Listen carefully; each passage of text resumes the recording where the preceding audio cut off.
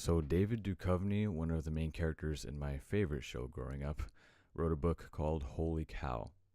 The book tells the story of a cow who leads two other farm animals in their plight to escape their captivity so that they won't become dinner.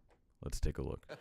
But, you know, I really enjoyed this book. Would you say that this is kind of in the tradition of like Charlotte's Web or Animal Farm, a book that it's for kids, but not just for, it's for kids? It's a satire as well. Right, that adults can read on one level and kids on another.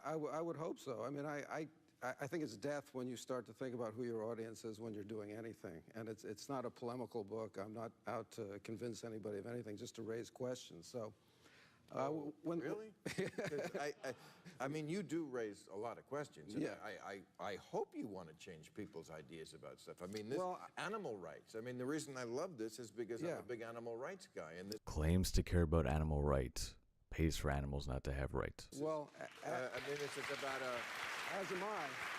But I really do believe that David cares about animal rights. Clearly, he just hasn't reasoned his way to veganism yet. He wrote a book about the plight of animals in slaughterhouses, so I think it's safe to say he actually cares. I will say that a cow who goes to India. Well, wouldn't you if you were a cow? Exactly. I mean, it's a perfect plot point. I guess I feel that, and I don't want to claim that this is art, but I think anytime you're doing anything that is considered art in any way, as soon as you bring politics into it, it becomes propaganda. If you have an answer, I'm saying I'm raising questions. I just want to raise consciousness. I don't want to give anybody an answer. Now, I understand the sentiment that he has, but I don't think proposing an answer is necessarily propaganda.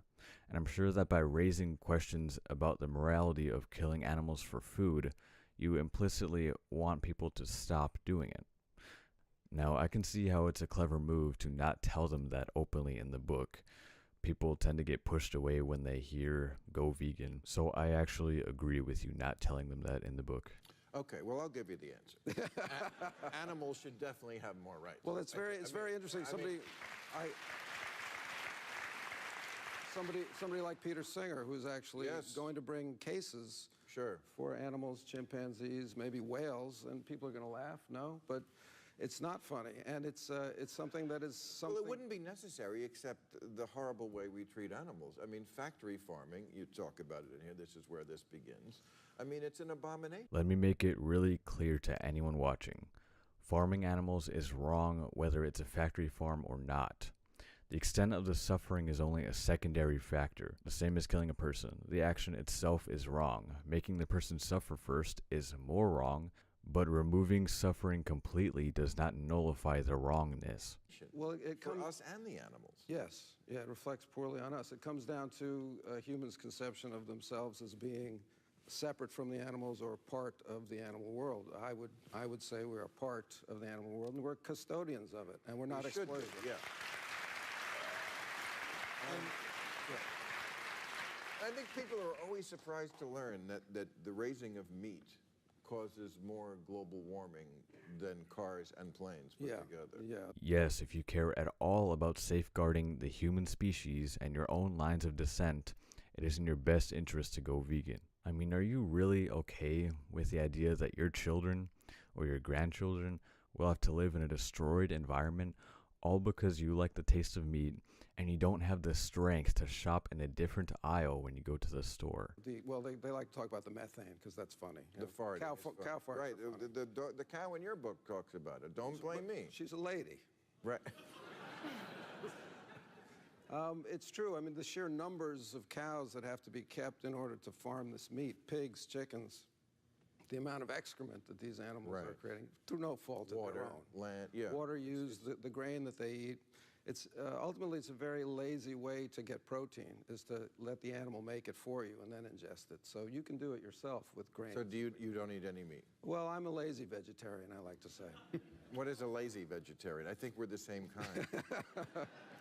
At times, it's 3 in the morning and all they've got is a room service hamburger. Well, you're going to go for it. You've had 6 drinks. You're going to have a hamburger. If I go to your house and I know you don't serve steak, but for some reason you're serving steak, right? I'll feel like, well, the animal's been killed. You give yourself permission. I would rather eat it than waste it.